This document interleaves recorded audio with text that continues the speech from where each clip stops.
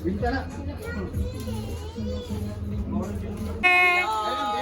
hi to my vlog.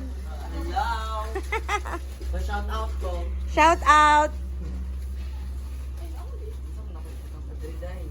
Ini.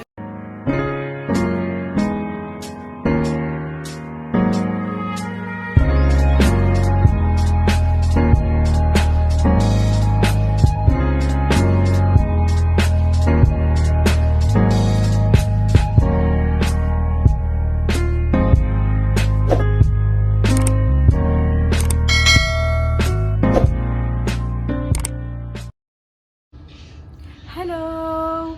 Magandang gabi. It's 10:20 p.m. So, medyo nakapagpahinga na po tayo kasi medyo madalang na po ang tao na umakyat dito sa taas. So, paakyat pa baba tayo ngayon kasi pag maraming tao sa baba ay tumulong ako doon. Tapos nagre-refill ako sa mga alak kasi talagang mabenta yung mga readers, mga drinks, ganyan. So, talagang ano po, sa awa ng Diyos ay mabenta naman tayo. So, yung tao kanina, maaga pa lang. So, baga tayo nagbukas, sa awa ng Diyos, marami na rin tao ang bumibili ng mga kulang-kulang kasi ang feedback nila kanina, hindi na daw sila ayaw na nilang magbili doon sa mga mall kasi mataas ang pila, traffic pa masyado. And then, may nagsabi din sa akin na yung Graham, paikot-ikot na daw siya, talagang naubusan sa mga medyo malalaking tindahan dito sa amin like NCCC at saka Salats. So dito lang siya nakakuha ng Graham. So buti naman nakapag-stock tayo. And ano talaga, ubos yung mga cheese ko, naubos yung mga cream sada ko, naubos talaga. So thanks God no na ganun po yung benta natin. Yung mga foil balloon ko, yung may banner na mga 2024 na may New Year, yung package na naubos talaga. Tapos yung mga damit-damit, mga sandal-sandal, mga ganyan. Tapos basta marami ang bumili talaga dito sa taas. Malaki na din yung benta natin dito lang sa taas. Ano na, medyo malaki na din yung benta natin. Nakakatulong na din kasi siniparin ko po yung sales dito sa taas at saka doon sa baba. So, paakyat pababa po tayo kasi nagre-refill tayo ng mga alak na mauubos. So, and then, amazingly, grabe ang GCash ko. Alam niyo guys, ang GCash ko, hindi ako nag-expect na na-exceed ko na po yung 500,000 this month. So, talagang malaki talaga yung transaction ngayon. Buti na lang yung anak ko, may dalawang account pa siya ng GCash, kaya yun na lang muna ang ginamit namin. So, basta grabe ang cash out, cash in namin. Mas malaki yung cash out ko this kahapon at saka ngayon. Talagang malalaki yung mga pera ng mga tao.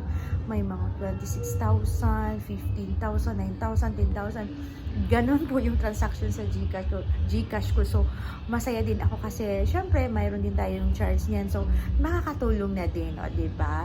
So, yun lang, update lang po tayo. Tingnan natin kung ma-overheat ba natin yung sales natin last 2023, 2022, compare natin today at saka yung tomorrow. Tingnan natin baka, kasi usually mas mabenta pag yung holiday na talaga like 25 at saka sa 1, yung New Year talaga. So magbukas kami ng tindahan tomorrow.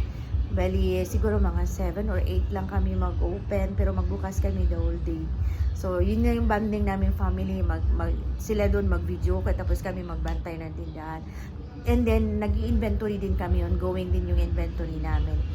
So, yun lang. Mag-greet lang ako from our family, Angelical family. So, mag-greet lang ako ng Happy New Year sa lahat po.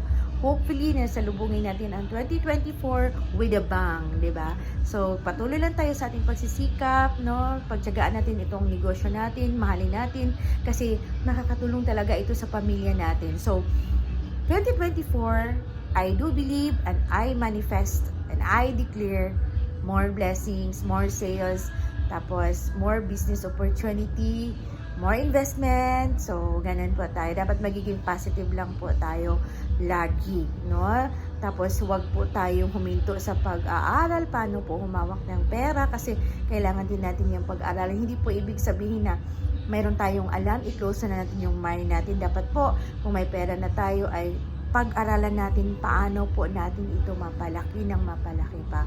Hopefully, 2024 will be a blessed year to come. And then, ako naman, 2023, I can say na blessed din ang family ko kasi marami din kaming mga good memories, good things na nangyari, more blessings or a lot of blessings na dumating na ang iba ay hindi namin hinihingi. So, thankful pa din tayo. We have to be grateful all the time. So, yun lang po.